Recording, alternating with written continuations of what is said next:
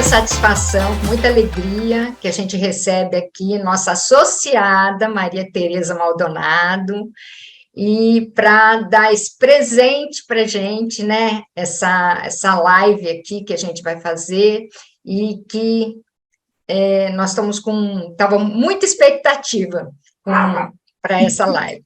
Muito obrigada, Tereza, e obrigada a todos que estão aqui com a gente. Aí, passar a palavra para a Cecília. Bom, bem-vinda, Maria Tereza, é uma grata alegria estar com você aqui, podendo trazer um pouco de toda essa experiência, de tudo isso que você tem propiciado, né, a nós, né, durante toda essa longa caminhada, né, com tantos livros e tantos ensinamentos, né, que a gente até estava lembrando, né, Olga? Agora, a Olga lembrando que, quando ela estudou psicologia, ela recebeu também a orientação para esses livros.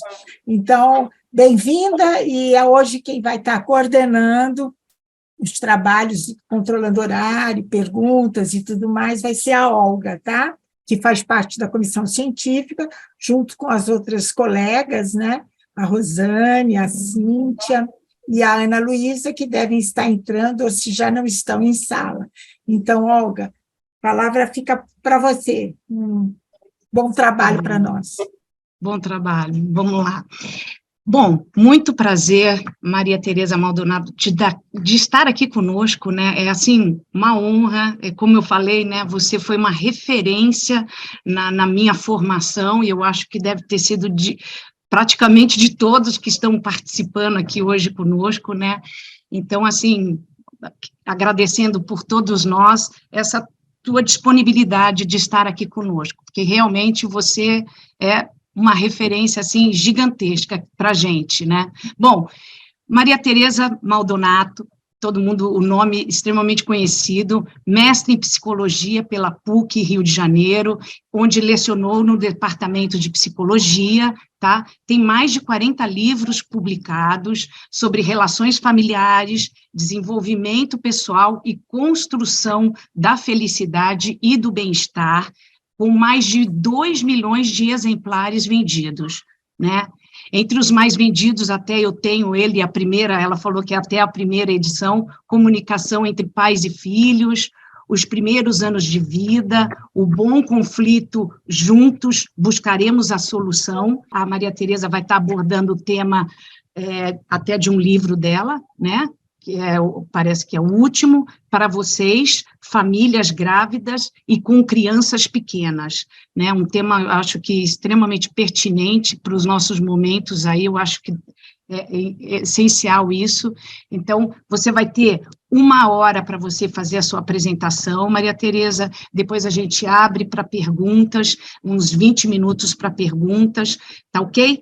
Então, sucesso aí na sua apresentação, estamos todos aqui super ansiosos para escutar o que você tem para nos agregar, tá bom? Maravilha, eu agradeço enormemente essa oportunidade de estar aqui com vocês, né? Coração, bom demais. Eu não sei, eu acho que eu vou quebrar um pouquinho esta ordem, permite, porque eu gosto de tecer conversa. Então, na medida que eu for falando, aí vocês querendo comentar ou perguntar pelo chat, ou coisa assim, eu vou estar ligada também junto com a Olga, porque eu acho que aí fica uma coisa mais animada. Tudo bem? Pode ser? Maravilha. Bom, então, para começar, uma rápida contextualização, vamos dizer assim. Eu me formei pela PUC em 71, e aí logo depois embarquei no mestrado, e aí, caramba, vou fazer tese de quê? Tá? Nessa altura eu tinha casado e estava pensando em engravidar, aí disse, psicologia da gravidez, só que não tinha nada disponível, tinha muito pouca coisa disponível naquela ocasião, mas aí eu tive a oportunidade de passar alguns meses nos Estados Unidos, e eu fiquei em Boston, e na verdade fiquei internada na biblioteca de Harvard durante quase um mês. E aí, naquela época, não existia nada disso, né, de internet, né, tá? Então, peguei malas, uma mala cheia de xerox, que lá encontrei tudo que eu precisava, de livros, não sei o quê, e aí montei a minha tese de mestrado, veio para cá, eu não tinha quem me orientasse, né? Aí, pô, puxa, foi muito legal, o Haroldo Rodrigues se disponibilizou, mesmo não entendendo do assunto, aí ele disse, bom, mas eu sou orientador, e graças a ele me encaminhou o livro, depois da tese pronta, lá para a Vozes, onde foi a primeira edição da Psicologia da Gravidez, que se tornou um livro de referência em boa parte das faculdades.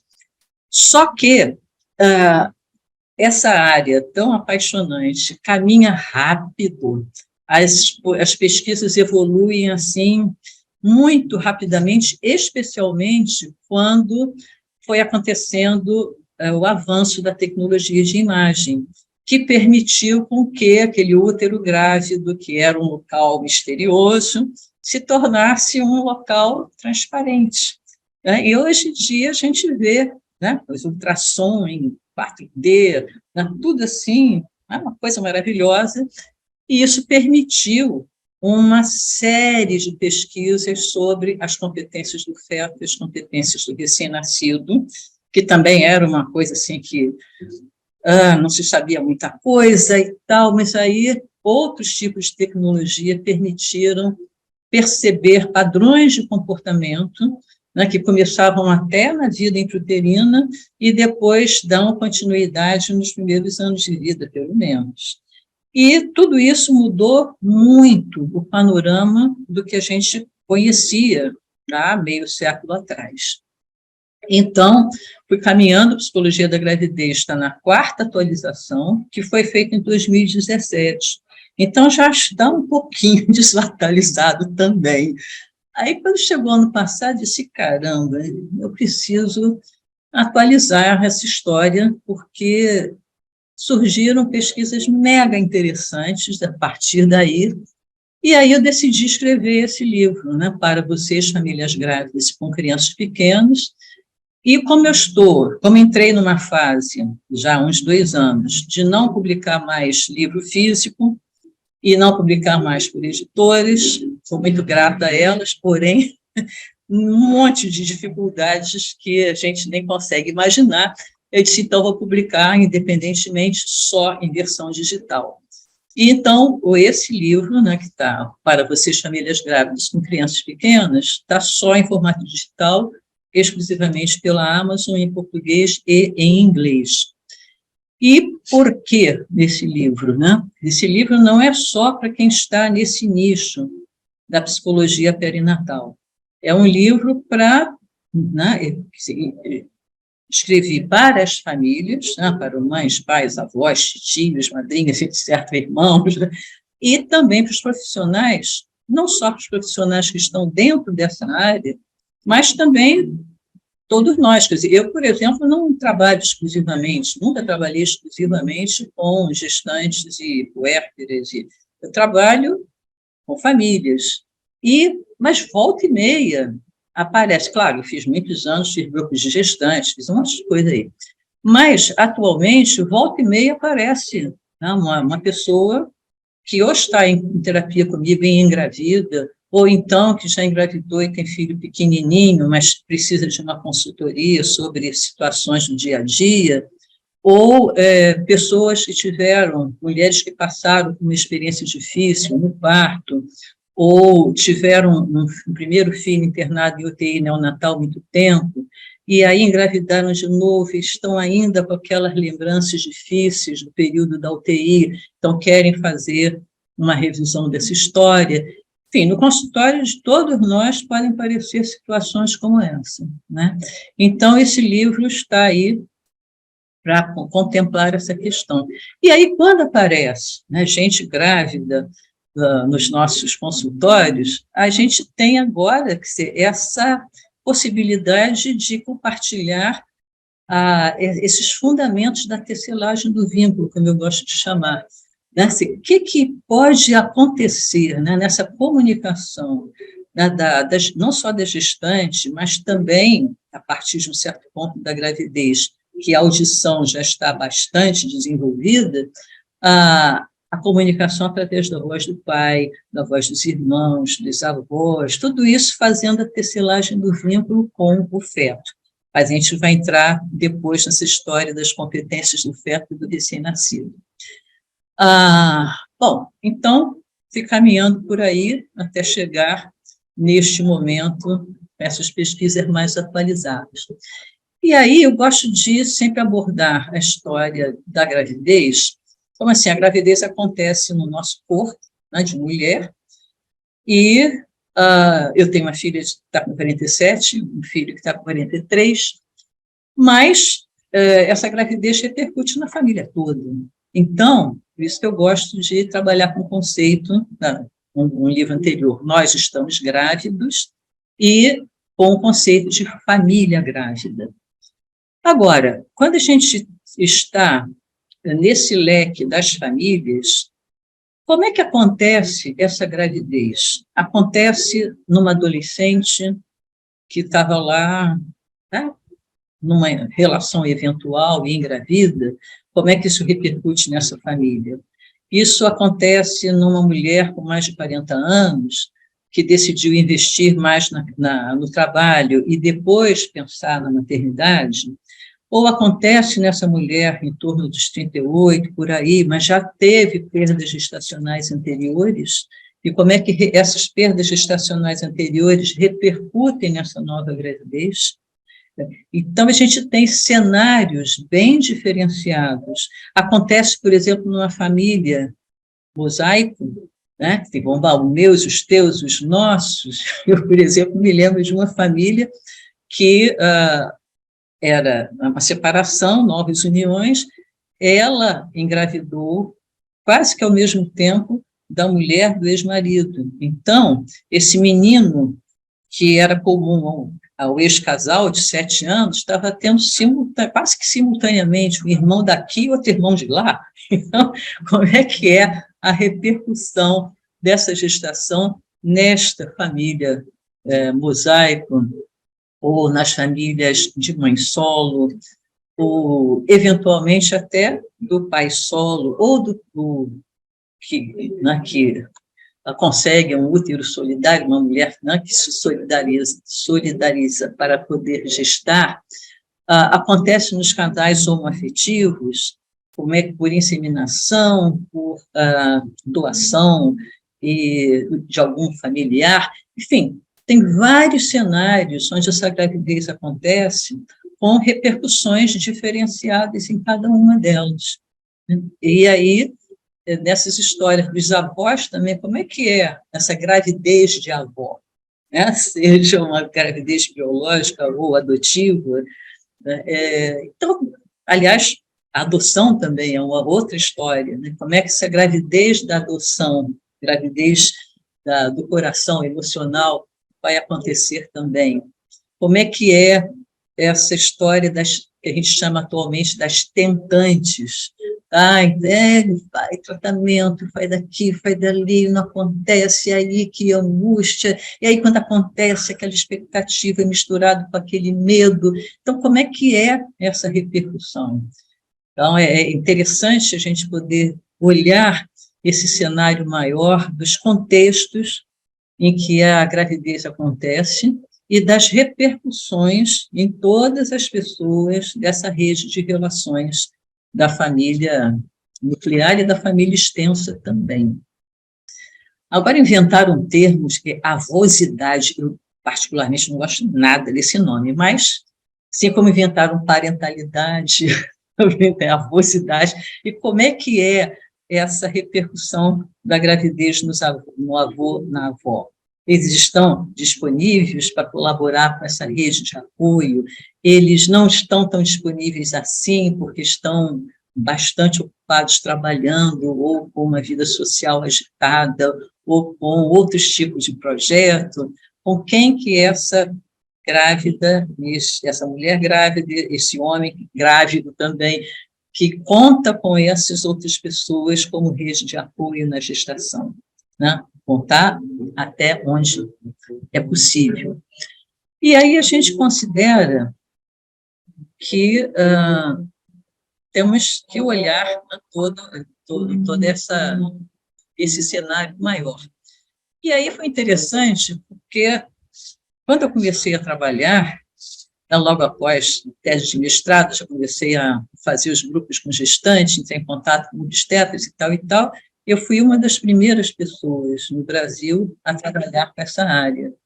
E aí eu acho muito bacana, né? Porque décadas depois eu estou vendo um monte de gente entrando, querendo formação em psicologia perinatal. Na época esse nome nem existia. E aí eu acho muita graça quem me chama de musa da psicologia perinatal, a diva da psicologia perinatal. Eu acho muita graça, mas eu fico muito feliz, porque é uma área super importante, né, da gente conhecer, se dedicar a ela ou não, mas, enfim, estamos aí. Bom, durante a pandemia, aconteceu até, por conta do time Humanidades, de atender várias situações, né, de gestação, e aí ansiedade lá no topo, tá? Medo lá no topo. Então, essas questões da ansiedade, do medo, da apreensão, que já são comuns em todas as gestações, em maior ou menor grau, a história da ambivalência, será que está na hora, né? Será que realmente não seria melhor ter adiado um pouco essa gravidez é aceita, não é aceita, aquela mistura de sentimentos que caracteriza a ambivalência na época da gravidez. Durante a pandemia, essa história estava lá em cima, né? E aí, esses recursos para lidar com a ansiedade, que habitualmente já aparece, mas foram potencializadas, isso se tornou extremamente importante. E eu gosto muito dos recursos da Margaret Wallenberg, sobre como é que trata, como é que lida com essas questões da ansiedade, né, para poder colocá-la no nível mais tolerável, né, vamos dizer assim. E aí a gente tem essas questões que são importantes da gente trabalhar até com a gente, né? Como é que a gente trabalha a questão de ansiedade com o nosso corpo, com atividade física, com autocuidado, como é que a gente trabalha a história da ansiedade com a respiração, especialmente a respiração anti-estresse. Eu, particularmente, gosto muito de um tipo de respiração, que é o 4-7-8. Inspira contando até 4, prende a respiração contando até 7 e expira contando até 8, como se estivesse soprando um canudo. 3 vezes. Várias vezes por dia, sempre que a gente se lembrar. Esse é um recurso bom para todo mundo, né? Eu faço isso direto, para poder trabalhar na sensação do bem-estar, da serenidade interna e tudo isso. Então, respiração. A questão, a Margaret Wallenberg cita muito a história do humor, da diversão, né? E eu agrego assim, do encantamento. Como é que a gente contempla a beleza, né, de um nascer do sol, de uma paisagem, de uma música, como é que a gente se diverte pegando leve, bem-humorado e não pegando pesado. São recursos de manejo de ansiedade úteis durante a gravidez e qualquer época da vida.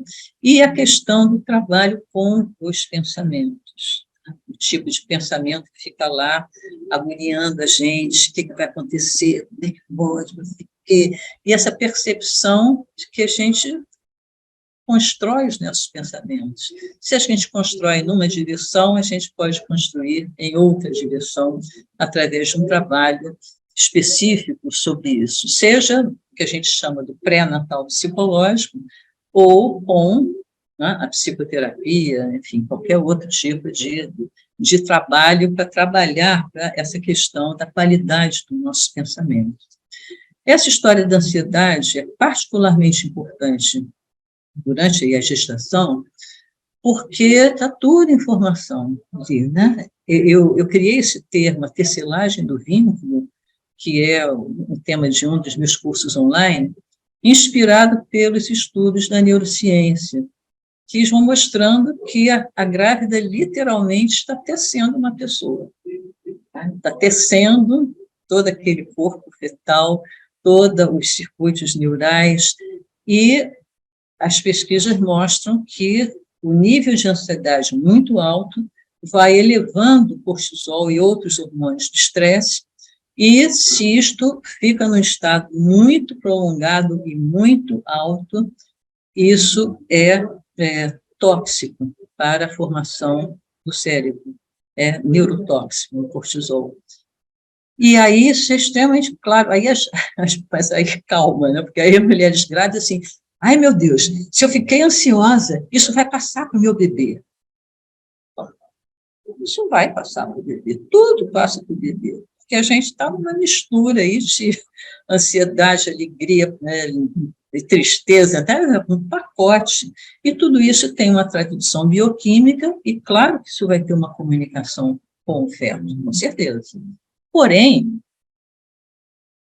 a gente é um pacote completo, então a gente precisa cuidar para que esse nível de ansiedade e de estresse não fique cronicamente muito elevado, mas que a gente tenha possibilidade de descarregar as tensões, descarregar a ansiedade e poder voltar no nível mais basal.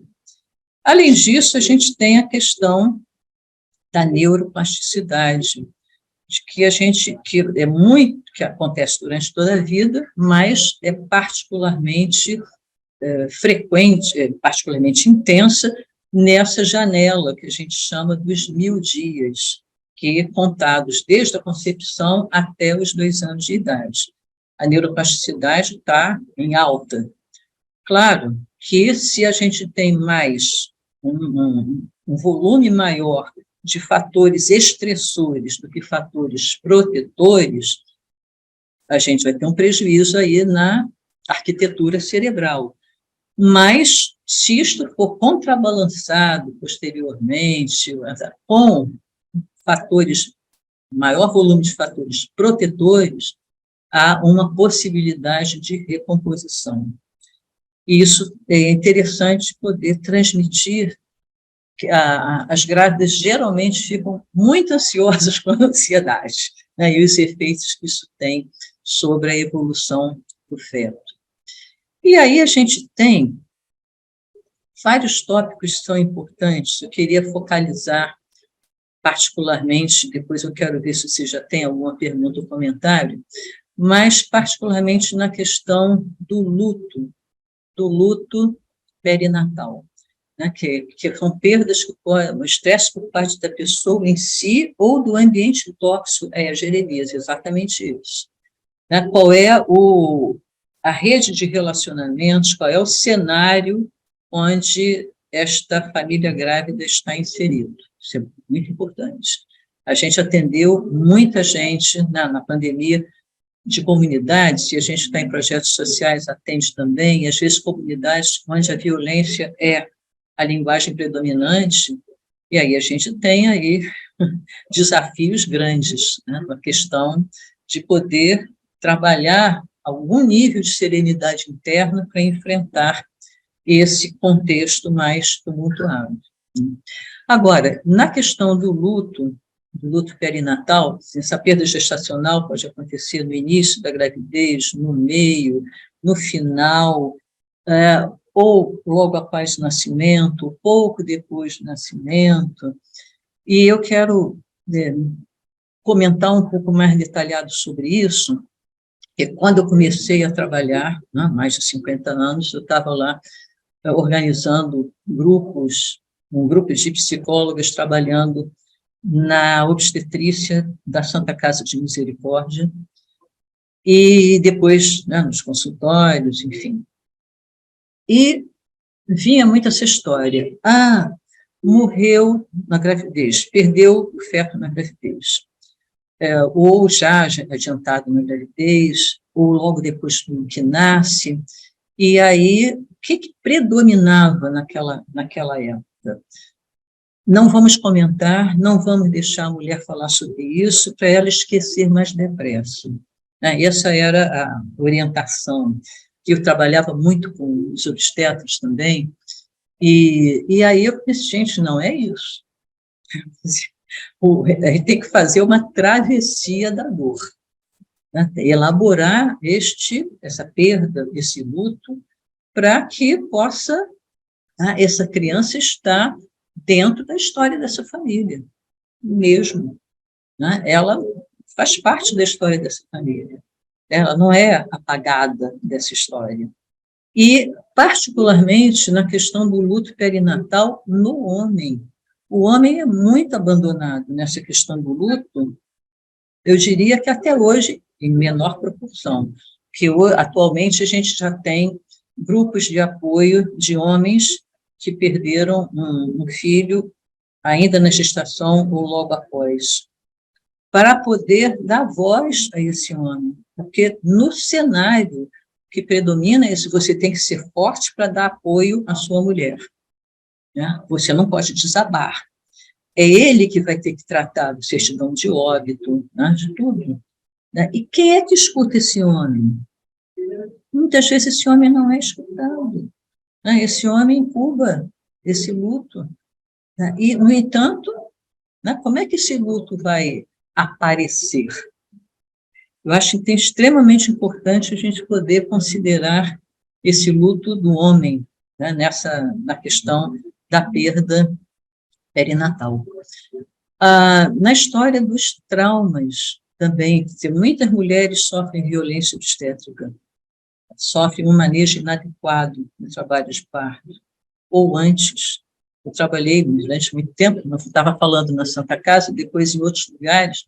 Eu me lembro de uma vez uma mulher de comunidade dizendo assim: eu não sabia de nada, não sabia nem como é que eu engravidei. Aí, quando eu estava em trabalho de parto, eu perguntei, mas como é que é, por onde esse bebê vai sair?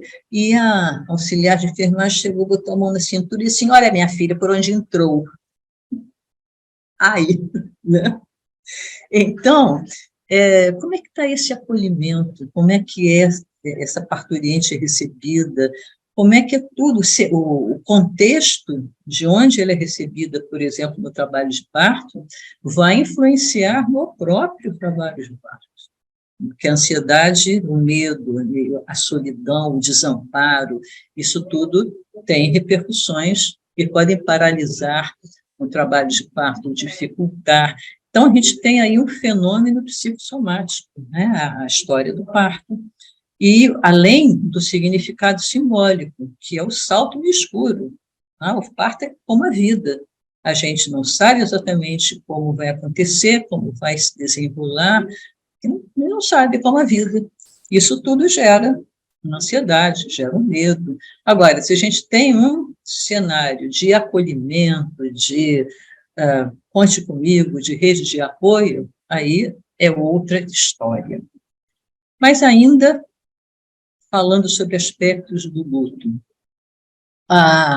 Quando nasce uma criança com alguma questão, algum problema mais sério, ou quando nasce uma criança prematura, e essa história da prematuridade tem evoluído muito também, tá? Atualmente, a gente tem possibilidades de sobrevivência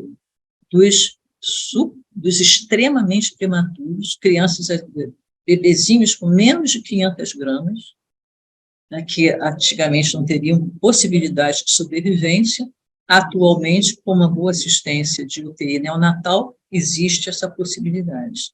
Passam meses na UTI. Eu trabalhei durante um bom tempo em UTI neonatal, com as famílias e com as equipes, e isto também é um tipo de luto, né? Assim, eu atendi agora, recentemente, uma mulher que veio porque ela tinha tido, há 4 anos, um filho extremamente prematuro, e aí ela estava pensando em engravidar, mas ela estava com muito medo da situação se repetir e dela ser de novo uma mãe de UTI. E foram meses. E essa história da UTI, assim, é o luto, né, pela não possibilidade de levar uma gestação a termo, pela falta da barriga, né, até o final, e por esse medo, né, de vai sobreviver, não vai sobreviver, vai ter sequela, não vai ter sequela, é uma angústia muito grande no bebê, e essa angústia muitas vezes vai permanecer nessa situação dessa pessoa até uma gravidez seguinte, né? Então, essa pessoa engravidou novamente, nasceu já, são os desafios. Agora, essa questão do luto por não ter nascido a termo, o luto por ter nascido com síndrome de Down, paralisia cerebral, com outras questões, de não nascer o bebê dos sonhos, nascer um bebê diferente do que foi esperado. Isso é também um trabalho de luto, tá? De ver, por exemplo, quais são as possibilidades dessa criança, em vez de ver quais são só as dificuldades dessa criança. O que essa criança tem para ensinar a essa família, não é pouca coisa. E aí a gente pode trabalhar essa história do luto, dos traumas, e com isso, muitas vezes, fazer uma prevenção da depressão perinatal. Né? A gente fala agora em depressão perinatal e não mais... O homem é programado para a luta e não para o luto. Perfeito, Nicolau, exatamente isso. Só que o homem tem direito ao luto. Todos nós temos fragilidade e força. Isso é outro ponto extremamente importante no trabalho da gente. Como é que a gente pode reconhecer a força e acolher a vulnerabilidade, e encontrar a força na vulnerabilidade. Como bem trabalha esse tema Brené Brown.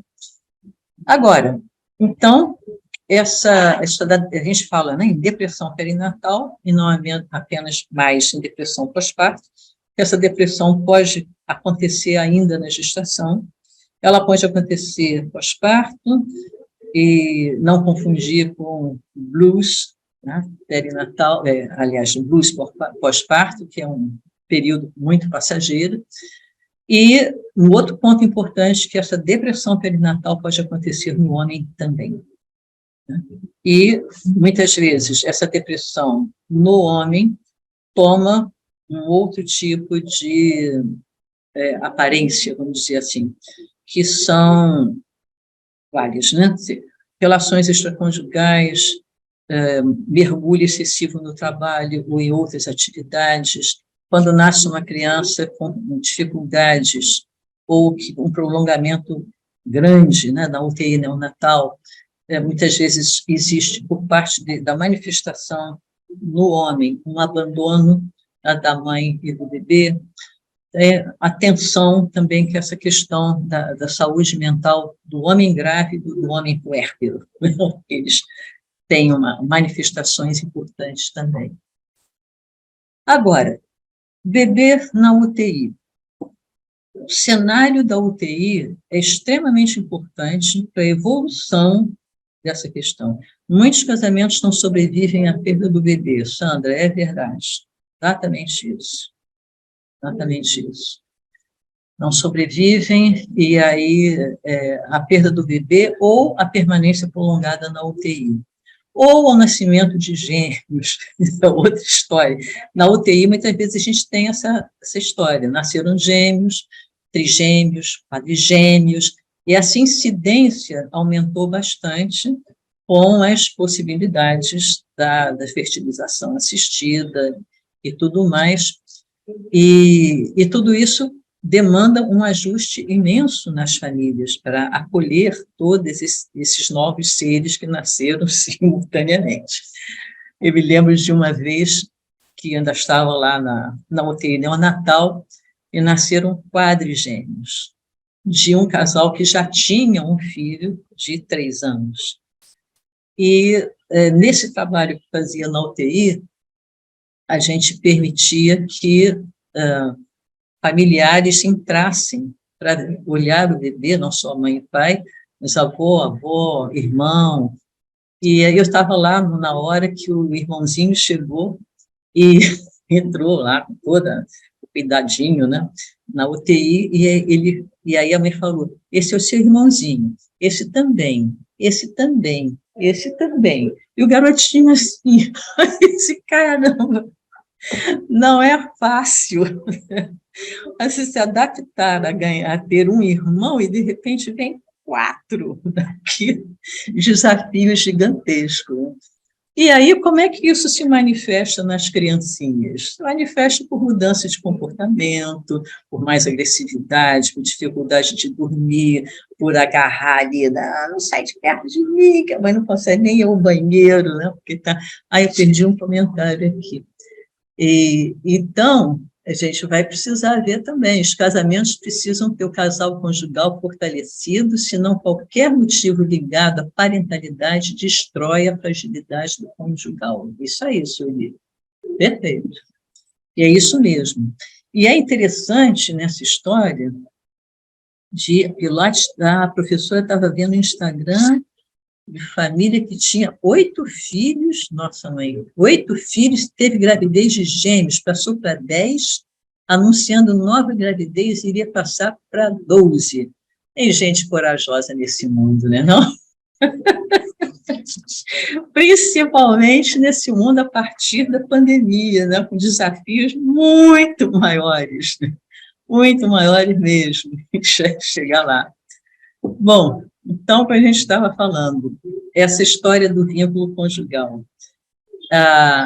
Como é que é essa questão? Né? Se a gravidez foi planejada ou não planejada, pegou de surpresa, não pegou de surpresa, foi rejeitada, isso tudo é muito dinâmico, porque me lembro, por exemplo, de um casal que o homem era o meu cliente, e a mulher engravidou, assim, surpresa, já tinham 2 filhos, ele não queria mais, eu não quero mais ter esse filho, eu não quero, me esperneou quanto podia.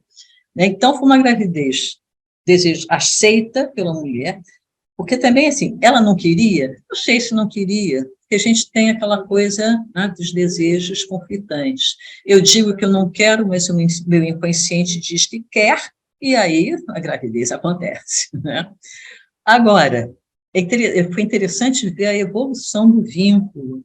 Esse homem esperneou durante a gravidez, mas aí, quando o bebê nasceu, o bebê conquistou ele. E ele ficou apaixonado, absolutamente apaixonado pelo bebê.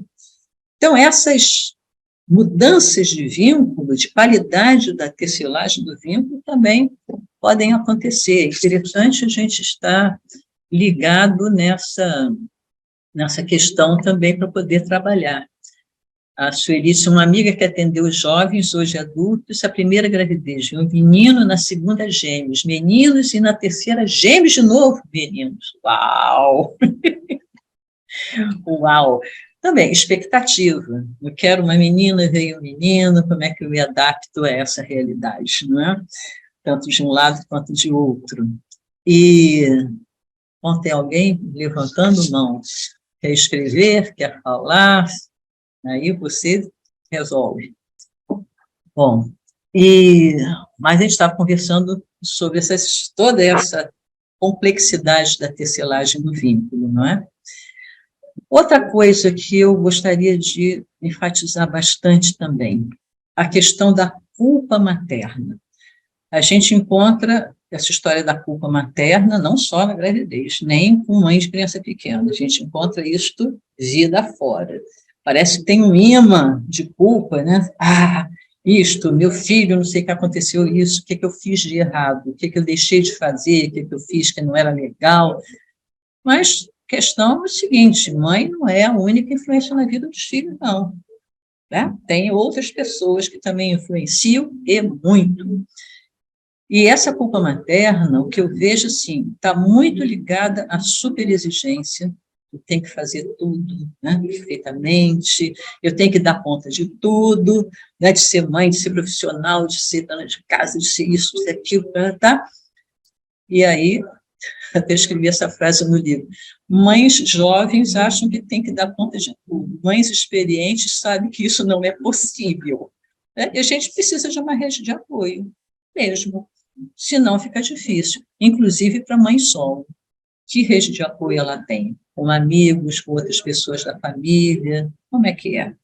Para poder Até lembrar do Winnicott, quando ele fala em mãe suficientemente boa, ele não fala em mãe perfeita, tá? Mas muitas mulheres acham, bota aqui um chicote, né? Que é achar que não pode falhar, que isso e aquilo, né? Cuidado possível e não cuidado efetivo. Pois é não cuidado ideal, né? Atendi um casal, um filho com uma síndrome rara, ficou na UTI meses, o pai não aceitava, teve um caso extraconjugal com o médico que cuidava do bebê, como salvador desse filho. Pois é. Então, a gente tem aí um impacto sobre essa mulher, sobre esse próprio homem, sobre, né, como é que essa história impactou e em que extensão. E a outra coisa com relação à culpa materna é a mudança no cenário das pesquisas, porque há décadas passadas era relação mãe-filho, relação mãe-filho, relação mãe-filho, até com uma coisas bem preconceituosas, né? De mãe esquizofrenogênica, mãe culpada pelo autismo do filho, essas coisas todas. Aí, pesquisas começaram a prestar atenção na relação pai, filho e filha. E hoje está muito claro que a relação pai, filha, é tão importante quanto a relação com a mãe. Porque tem um peso significativo para melhor ou para pior. Tá? Então, prestar bastante atenção nessa qualidade do vínculo paterno, desde a gestação, que é o que a gente vai entrar daqui a pouco nas competências do feto, na tecelagem do vínculo. Então, o pai tem um papel primordial, tá? Inclusive na UTI, né? Essa presença do pai. Então, boa parte das UTIs atualmente permitem e precisam, porque tem muitos estudos que mostram a influência da presença paterna-materna com aquele bebê que está lá na UTI, de ir conversar, de falar, de tocar, de cantar, né, para a evolução física, inclusive, de ganho de peso, de superação das dificuldades. Eu cheguei a acompanhar bebês com 7 meses de internação. Montanha-russa, melhora, piora, morre, não morre. Ou então tem gêmeos, um morre, outro sobrevive. Então tem o luto pela perda de um e a alegria pela sobrevivência do outro. São coisas bem interessantes, né, da complexidade. Quem está... Vou colocar a pergunta, por favor. Agora, o que é um desafio também importante, né, nessa história, até da culpa materna? Então, lembrando, de novo, mãe suficientemente boa, presença efetiva do pai na participação, na paternidade ativa, é um conceito que está ganhando corpo agora, né? Essa história do cuidado, inclusive, com as mulheres, que muitas vezes, né, a rede feminina, a mãe, a avó, a própria sogra, que exclui o homem. Ah, não, se não tem jeito. Nossa, imagina, vai dar banho do bebê, vai afogar o bebê, não tem jeito para trocar fralda, não. Quer dizer, desqualifica o homem, né, e não deixa ele se aproximar. E ele também, assim, então fico por aqui e não batalha pelo seu lugar. Eu quero, sim, né, tomar conta, eu quero, sim, participar, eu quero, sim, né, acordar de noite para ficar com o bebê enquanto a minha mulher dorme, eu quero, sim, dar apoio à amamentação. E aí a gente vê muitas dinâmicas interessantes. A dinâmica da rivalidade, por exemplo, acontece com frequência na amamentação. Quer dizer, aquele seio que é erótico é também o seio que nutre. E aí, cenas do tipo assim, cadê as minhas meias? Cadê onde é que você botou aquele negócio? Na hora da amamentação. E assim, mas vai continuar amamentando? Já passou de 6 meses. Ai, não chega não? Não chega não. A OMS recomenda a amamentação até pelo menos 2 anos de idade. A amamentação exclusiva até 6 meses, né, tirar leite, né, deixar para poder trabalhar, aquela história toda, e depois entra os outros alimentos e a amamentação consegue. E, mais, falando em amamentação, a gente está falando também no outro tópico difícil, que é retorno ao trabalho. Então, tem estatística, agora, botei até lá no livro, número não me lembro de cabeça, mas está lá no livro. A incidência de demissões após a licença maternidade é grande. A incidência de eu voltei, mas aí agora eu estou com uma exigência muito maior do meu chefe ou da minha chefe com relação ao trabalho do que eu tinha antes de ter o meu filho. Então, não é fácil. O que poderia funcionar como antídoto para a culpa? Muito bom, Nicolau. Isaac, como é que é essa história de culpa? Como é que isso se manifesta? Em que outros cenários você tem uma superexigência tão grande quanto está tendo com seu filho? Que outras pessoas são importantes para o seu filho, além de você? Não? Perguntas reflexivas, perguntas... dar esse conhecimento de que a relação paterna, das pesquisas sobre a relação paterna, ou de pai, se não tem um pai aí, de outras pessoas do círculo da rede de relações. A culpa é a não aceitação dos limites. Sim, Jeremias, o que eu posso fazer, o que eu não posso. É uma culpa que muitas vezes nem sequer permite o autocuidado. Não tenho tempo para mim. Aí a gente trabalha com a história do micro-autocuidado. O que você pode fazer por você para poder se preencher de energia novamente e poder oferecer os seus cuidados para alguém? Bom, Sueli, se quiser falar... Quero falar um pouquinho, Maria Tereza, que para escrever é muita coisa. Tá bom. Uma das coisas que eu gostaria que a gente pensasse sobre a culpa, eu acho que é a questão dessa patriarcalização gigantesca que o mundo ocidental sofre, porque no mundo oriental eles sabem que eles foram escolhidos para conduzirem aquele ser humano. O Deus escolheu eles. Então, eles não são culpados, eles são responsáveis pela educação, pelo crescimento, etc., mas não culpados pela vida ou morte daquela criança, ou pela doença ou não doença daquele indivíduo. Outra coisa que eu achei super interessante, eu estou atendendo um casal jovem que está grávido pela segunda vez. E a primeira vez, quando eles casaram, eles já estavam para casar, já tudo marcado, e ela descobriu que estava grávida. E foi uma felicidade, etc. e tal, porque casaram ela grávida. Só que esse bebê não veio a termo. E agora eles procuraram a terapia, ela grávida, e aí já aparecendo tensão entre eles. E a primeira coisa que eu pedi é que ambos escrevessem uma carta de despedida para aquele filho que não veio. Isso. Visto, Maria Tereza, que ela dizia que o corpo dela não foi suficientemente capaz de gestar aquela criança. Ou de levar até o final a gravidez. Isso, Aí eu estava também dizendo a ela, nem todas as sementes plantadas nascem. Isso. E eu tenho, dentro da linha junguiana, um junguiano, da mesma época de Jung, ele era colega de Jung, chama Erich Neumann, e que ele fala sobre a gravidez pós-natal. Ele diz que o primeiro ano da criança, no nascimento, na vida, eles chamam da segunda gravidez. Isso. Familiar. E é da família. Engraçado, ele joga pai e mãe desde sempre dentro do contexto. Eu acho que isso que você está trazendo é fundamental, porque quantas vezes esses homens ficam fora porque são expulsos. Sim.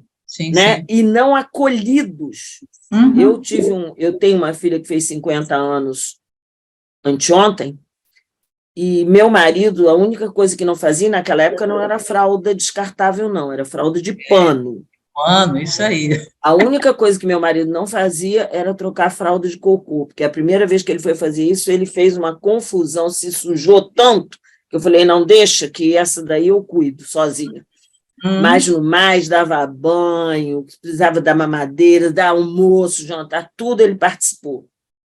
Porque a gente achava que eram os dois que fizeram, como é que vai ser um sozinho. Os dois fizeram, os dois cuidam. Então, por isso que era muita coisa para eu falar, por isso que eu levantei a mão. Ok. Tá? A outra, obrigada. A outra pessoa que estava com a mão levantada sumiu. Pode falar também. Mas isso aí. Eu acho ótimo esse recurso numa carta de despedida, porque muitas vezes esse luto não pôde ser trabalhado, até por essas orientações, né, que se usava. Não, uma vez uma mulher me disse assim, quando eu cheguei em casa, perdeu assim, horas depois do parto, morreu, e quando eu cheguei em casa, já tinham desarrumado todo o quarto do bebê, não tinha mais nada. É cruel isso, né? Não deixar a tristeza aparecer, não deixar a dor aparecer. Como? Como não?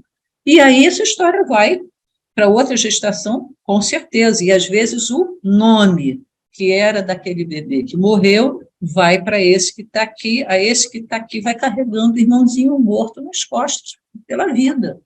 Né? Então, atenção. Ana Luísa.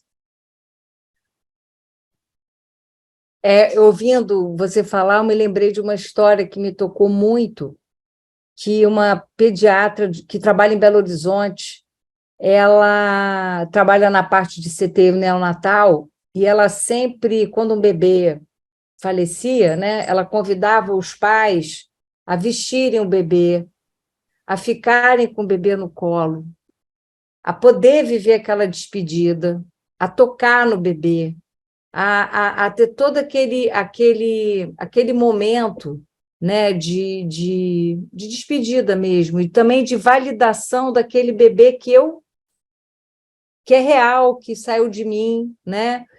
E isso é algo muito forte. Tem uma moça que eu atendo, né, que passou por isso. Ela perdeu durante a gravidez, uma gravidez de 5 meses.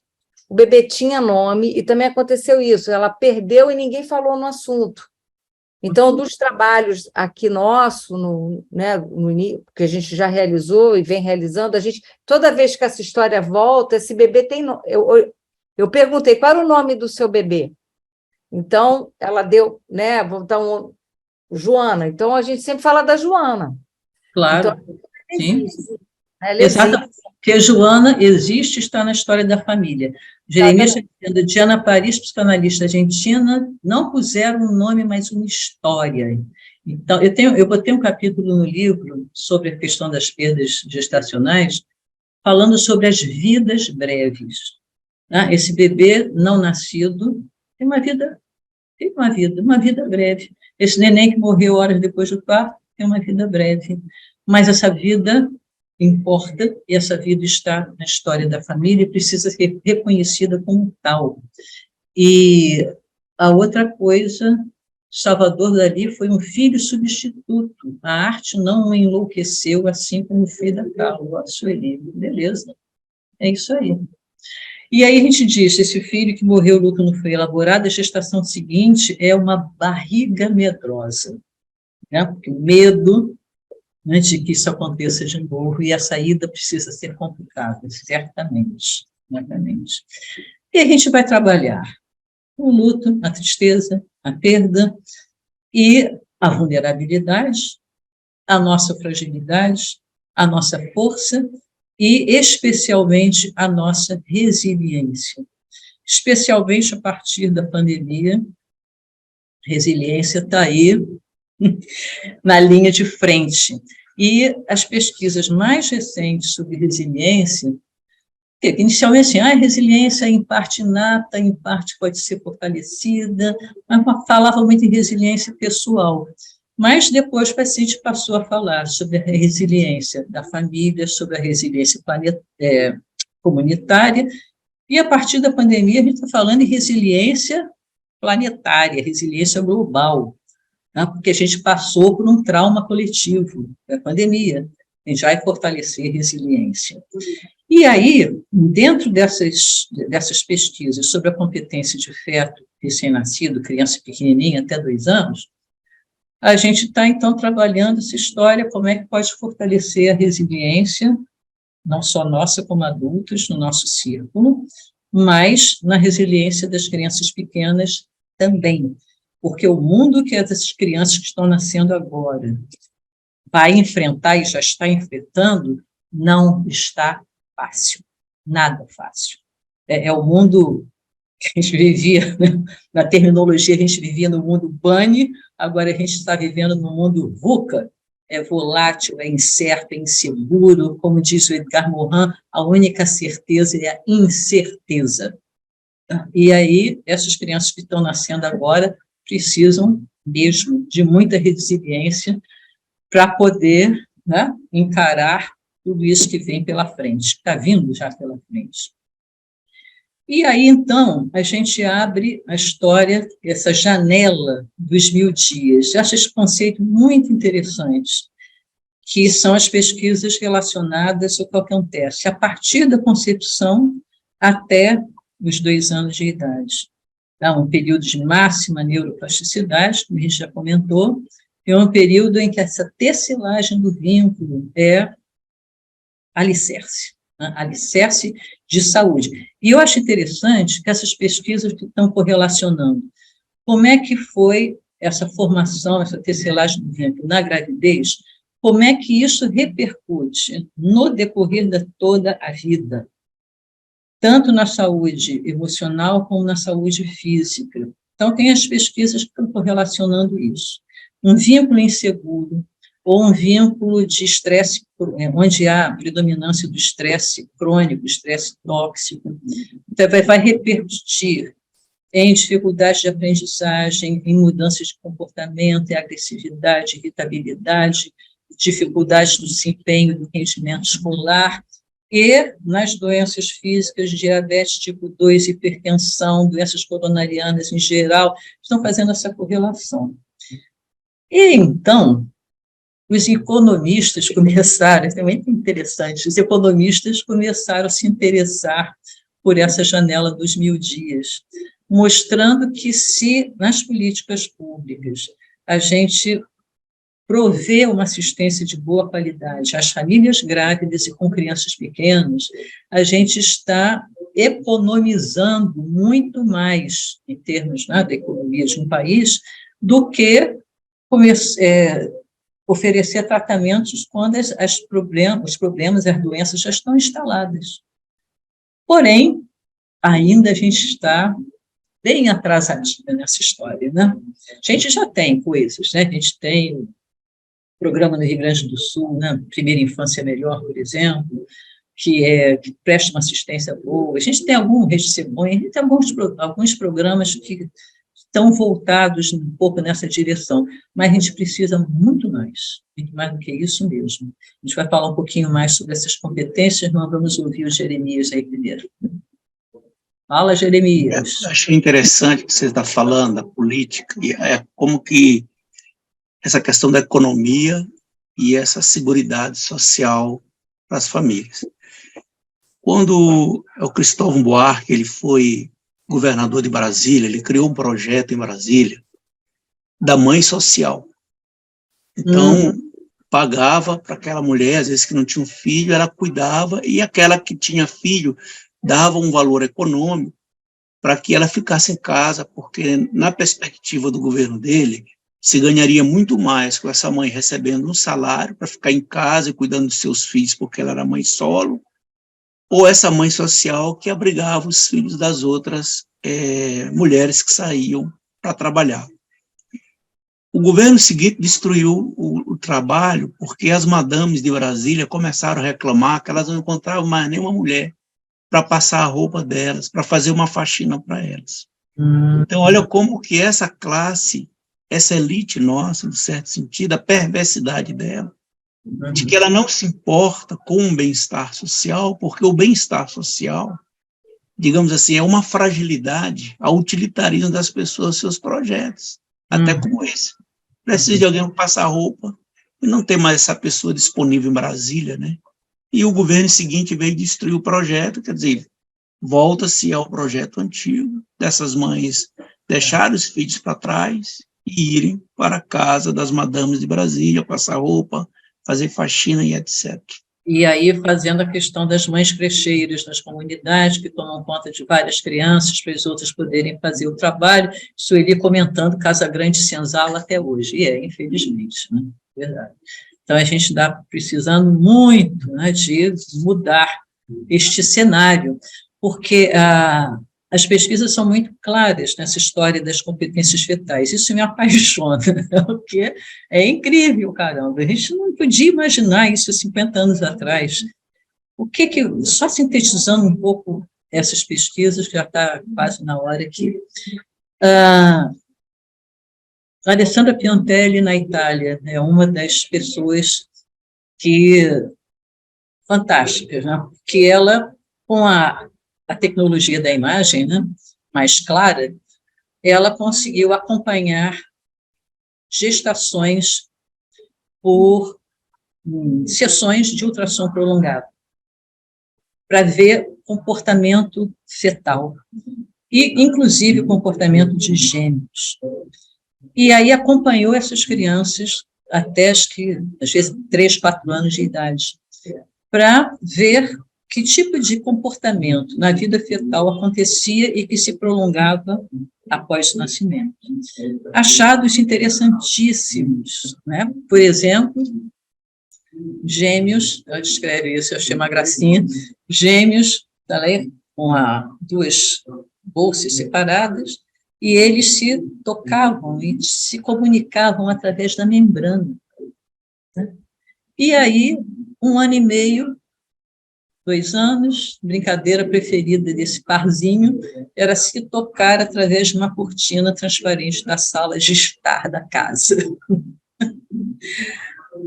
Um feto que a mãe teve um episódio de ameaça de parto prematura. A ameaça de parto prematura é como se fosse um terremoto na casa do feto, né? A história toda. O feto se agarrou lá no cantinho do útero, abraçadinho no cordão umbilical, e praticamente não se moveu até o final da gestação. E, nascido, tempos depois, qualquer coisa, a criancinha se sobressaltava. Então, interessante essa história, porque existe uma memória fetal. Existe, por exemplo, eu adoro os trabalhos da Marie-Claire Busnel, na França, sobre audição fetal. Olha que ela descobriu, fundamentalmente, a partir de um certo ponto da gravidez, líquido amniótico é transmissor de sons. Então, ruídos do interior do corpo da mãe, voz da mãe, voz do pai, a partir de outras pessoas que chegam e falam na barriga, tudo isso é captado pelo feto. Músicas que a mãe gosta de ouvir, ou histórias que gosta de contar, tudo está lá. Nasceu a criança está lá chorando, aquela música que a mãe cantava, ou que gostava de ouvir, toca, e o bebê. Esse trabalho da audição fetal é fantástico, né? Então, essa história, assim, como é que faz essa tecelagem do vínculo? Através dessa comunicação, né? Dessa comunicação de cantar, de falar, de contar histórias e de contar, inclusive, situações difíceis pelas quais a mãe, a família está passando. E aí, a Marie-Claire Busnel, agora, isso não tem lá na Psicologia da Gravidez, porque isso é uma pesquisa que eu achei agora, recente, botei nesse livro agora, para vocês, famílias grávidas com crianças pequenas. A Marie-Claire Busnel começou a ver que o feto responde não só à voz audível, mas também responde à voz silenciosa, ou seja, comunicação, pensamento da mãe para o feto. Isso é... Como é que ela observa isso? Através de mudanças no batimento cardíaco. Então, por exemplo, com o bebê nascido, a mãe fala direto com o bebê, ele tem uma reação. A mãe fala sobre o bebê com uma outra pessoa que está ao lado, ele tem outra reação. A mãe fala de outro assunto qualquer, ele tem outra reação. Que percepção, o princípio de energia que se comunica é fantástico, é mesmo. Que percepção é essa? Antigamente diziam, recém-nascido só vê vulto. Aí tem as pesquisas de Israel mostrando assim, o pai lá, essas fotos são lindas, né? O pai lá está com a criança de horas nascida, menos de uma semana, olho no olho. Tá? O bebê tem uma certa acuidade visual nessa distância de 30 centímetros, a distância exatamente do braço que pega ali, gente. Olho no olho. Aí, olho no olho, em estado de consciência alerta, porque o bebê tem vários estados diferentes de consciência. No estado de consciência alerta, ele está olhando para aquele bebê e faz uma caretinha.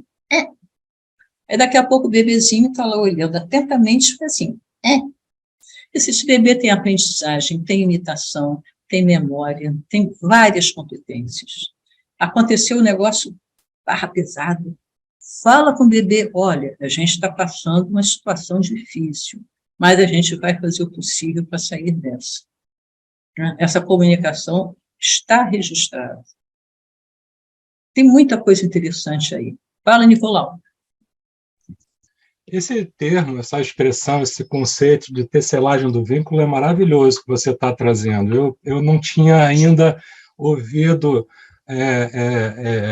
esse termo, mas assim, eu queria trazer uma fala de muitos homens que já trouxeram para mim em sessões de terapia individual e também de roda de conversa sobre afetividade masculina, a respeito de uma sensação, de uma percepção deles da mulher, né, grávida, né, e da dificuldade deles de participar de todo o processo. E uma fala que diz mais ou menos o seguinte: Nicolau, a minha mulher gestar uma criança me parece, dá a sensação para mim de que aquela criança é propriedade dela. E aí eu não consigo entrar, eu não consigo participar. Né? Eu não gostaria que essa minha fala fosse escutada como uma crítica ou uma acusação, porque não é. O intuito é mais trazer uma fala de homens que provavelmente não é compartilhada com outras mulheres. Né? É compartilhada com mulheres, mas num espaço de muita confidencialidade e de muita confiança, né, foi trazido várias vezes isso ao longo de anos de trabalho com homens e com afetividade masculina. Isso sempre me chamou muita atenção. Né? E até eu dizer para uma paciente minha que o marido dela ia ser o pai que ela deixaria que ele fosse. Né? Isso mudou muito a relação dela, a relação conjugal dos dois e a relação parental dos dois. Né? Então, não é bem uma pergunta, é mais um comentário. Mas é um comentário. É um comentário super pertinente, Nicolau, porque efetivamente é isso mesmo, né? Às vezes as mulheres dizem assim: o filho é meu, alguma coisa do tipo, né? Então tem, para muitas mulheres, essa exclusão, sim. Agora, e tem todo um cenário maior, né, que a gente já comentou aqui, que é isso mesmo: o filho da mulher, a mulher que cuida, a mulher que educa, etc. e tal. Da época em que o homem provedor, a mulher cuidadora. Agora a gente está numa época que mulheres e homens são provedores e precisam ser cuidadores também. E o efeito da paternidade participativa no desenvolvimento pessoal do homem é maravilhoso. Agora, tem o relatório da situação da paternidade no mundo, todo ano eles lançam esse relatório. Uma das coisas muito interessantes é a pequena quantidade de homens que tiram a licença paternidade. E muitas vezes eles escutam críticas da própria família. Como assim você vai tirar licença paternidade? Né? Um homem, está lá no relatório, né? Um homem assim: a minha própria mãe me critica porque eu vou para a cozinha fazer comida, porque isso não é trabalho de homem. Então, a gente tem muita coisa para desconstruir nesse cenário. Uma pergunta que eu acho pertinente para um homem que mas eu não sinto que eu tenho entrada, Disse, como é que você pode fazer essa entrada? Eu não tenho que esperar uma permissão para essa entrada. Você pode dizer do teu desejo, eu quero participar, eu fiz esse filho junto com você, eu quero estar. E tem, se esse homem tem acesso a essas pesquisas, de como é importante ele tocar. Tem umas pesquisas tão bonitas também, assim, lá pela altura da gravidez, já com a audição, o pai fala aqui, fala aqui desse lado da barriga e o feto mexe um pezinho. Aí o pai fala aqui do outro lado da barriga, mexe o pezinho para o outro lado. Se esse homem tem acesso a essas informações, acho que ele vai ficar mais encorajado a cavar o espaço dele, mesmo dentro de um cenário que não é muito favorável. É verdade, muitas vezes ele é excluído, sim. A biossíntese David Boadella tem um estudo da vida intrauterina, um dos livros é Correntes da Vida, tais os afetos fetais, etc. E essa exclusão do pai é o maior tiro no pé que a mulher pode dar, plenamente de acordo. É isso aí. Muito bom. Então, você nunca ouviu esse termo da tecelagem do vínculo, Nicolau, porque fui eu que criei. Baseado nesses estudos de neurociência que mostra que a mulher está tecendo uma criança, né, literalmente, no seu ventre. Nos estudos do Dan Siegel, que eu gosto muito também, que mostra assim, que os nossos circuitos neurais estão sempre, diferente do que se acreditava antigamente, em transformação, como ele diz, do berço ao túmulo. E o que é que transforma esses circuitos neurais? Relacionamentos com os outros, relacionamentos com a gente. Então, esse trabalho de desenvolvimento pessoal é um trabalho de vida inteira. E os homens que entraram nessa vibe da paternidade participativa dizem muito claramente. Eu sinto, né, que eu me desenvolvi muito como pessoa na medida que eu participo do dia a dia com meu filho. Né, eu estou junto com meu filho, estou acompanhando o crescimento do meu filho. As pesquisas de homens com paternidade participativa mostram que o índice de violência familiar diminui muito quando esse vínculo é priorizado. Então, são coisas importantes aí para a gente levar em conta. Nessas competências do feto, então, a gente estava comentando, nas competências do recém-nascido e na criancinha pequena, então, esses marcos de desenvolvimento, né, faz lembrar o livro da moça tecelã, não sei que livro é esse, mas deve ser legal para caramba, que é o marco de desenvolvimento. Né? O desenvolvimento do ser humano é eterno, nossa parentalidade funciona, um crescimento conjunto, né? Funciona da mesma forma, a gente está crescendo junto com os filhos, e é bom que a gente continue crescendo mesmo, para que a gente não chegue lá na etapa dos filhos adultos e continue chamando eles de crianças, né? Para a gente poder transitar do cuidar para cuidados recíprocos, né? Eu cuido de meus filhos cuidam de mim, e aí todo mundo está crescido, né? Coisa boa quando isso acontece.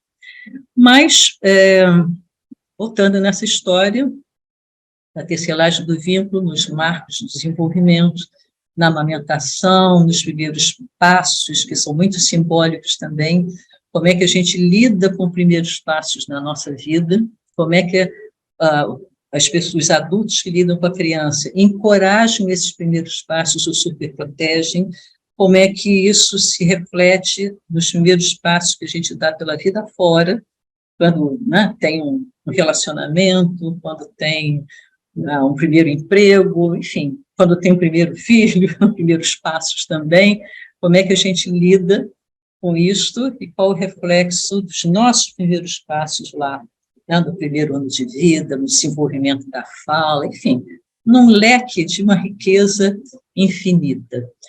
Então, lá no final, eu quero, primeiro, agradecer imensamente, né, essa conversa tão enriquecedora, e como eu trabalho com música, vivo fazendo composições, eu quero cantar Nascer na Pandemia, né, para dar um encerramento. Quem está nascendo nesse tempo tão difícil vai crescer com a missão de melhorar o que existe para... Ai, esqueci da letra. Para isso é preciso ser amado e acolhido, receber muito carinho para aprender a amar também. Plantando essas sementes desde o início desta vida, vai fazer a criancinha criar forças para enfrentar as dificuldades que encontrar o seu caminho, fortalecendo a confiança e a alegria de viver. Muita resiliência para todos nós. Nossa, Maria Tereza, perfeito, assim, eu fiquei encantada. Primeiro que eu não tive trabalho nenhum, você conduz toda a apresentação numa tranquilidade e ainda faz esse encerramento maravilhoso.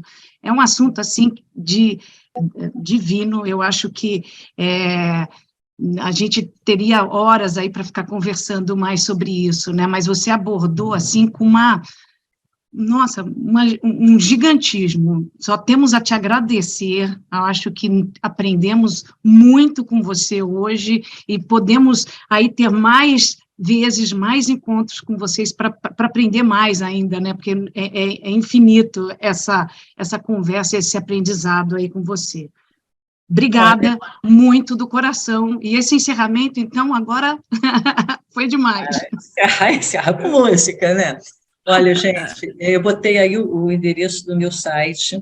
No meu site tem, né, canal do YouTube, tem um monte de coisa e tal. E no site tem uma síntese do livro, tanto em português quanto em inglês, para vocês acessarem, tá? E aí tem uma síntese de capítulos e tudo mais, para vocês me ajudarem a divulgar também, eu agradeço muito. E foi uma delícia essa conversa, uma delícia. Muito obrigada mesmo. Apareceu uma mão levantada aí, sumiu, acho que era da Kátia. Sumiu, Kátia. Acho que ela era de agradecimento, talvez. Aí ela tem bastante gente colocando aqui no chat. Isso, agradecendo. Muito obrigada também. Eu agradeço muito essa oportunidade de estar aí com vocês. Eu agora já estou bem pertinho. Caroline. Caroline agora. Olá, bom dia. Primeiramente, eu queria agradecer essa oportunidade também a TF por nos proporcionar, né, esse vínculo com a doutora Maria Tereza, que maravilha. Eu só gostaria de acrescentar uma história que eu ouvi de uma psicanalista.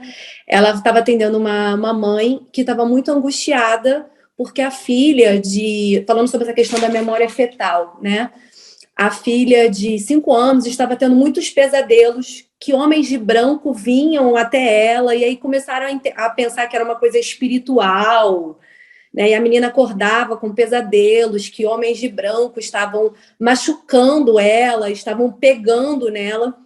E a mãe, muito angustiada no processo terapêutico, relatou isso, e aí a doutora Ilma Cunha, que foi quem relatou essa história, trouxe, né, como foi a gravidez, como foi, então voltou tudo a isso. E essa criança, ela tinha sido uma criança prematura. Então, esses homens de branco que ela via nesses sonhos e que a família até chegou a pensar que poderia ser uma coisa espiritual, né, que estivesse atormentando aquela criança, era, na realidade, os médicos, a memória, né, a memória ali das primeiras vivências dela ali na UTI. Então, achei uma história que eu nunca mais esqueci e achei que iria acrescentar aos colegas hoje. Muito obrigada por compartilhar. E é isso muito importante, quando a gente tem uma história como essa, de poder trabalhar com uma criança pequena, através de histórias, de bonecos, da lúdico, né, o início da história dela, para ela poder elaborar esse trauma, porque é. Né? Então, obrigada, gente. Obrigada. Eu acho muito obrigada mesmo pela sua presença. Eu acho que você nos mostrou o grau de complexidade que é receber uma criança né, e acolhê-la e tecer, como você falou, esse vínculo, né? E acho que é super importante essa abertura para todos nós pensarmos nisso, né? E hoje acho que é importante também quando você traz a neurociência, porque hoje a gente vê, baseado até no Siegel, né, a existência de protocolos gestacionais, né, de trabalhos com linhas cerebrais, abordagens cerebrais, trabalhando protocolos gestacionais, né? Eu acho que você mostrou a amplidão desse tema, né, e a complexidade para tecer esse lindo nome que você deu, tecendo os vínculos. Muito obrigada, viu? Obrigada também, gente. Beijo grande. Queria agradecer em nome da TF, a Maria Tereza, foi excelente, foi um presente maravilhoso nessa segunda-feira, e avisar a todos que daqui a pouquinho vai estar no nosso YouTube, porque vale a pena rever. É muito lindo. Muito obrigada, tá? Uma boa semana. Vale a pena ver de novo. No site vocês podem encontrar na nossa galeria de livros o link para o livro novo da Maria Tereza. Que só está em edição digital, porque eu tenho pena das árvores. Pronto. Isso aí. Obrigada. Beijo para todos. Beijo, gente. Obrigada.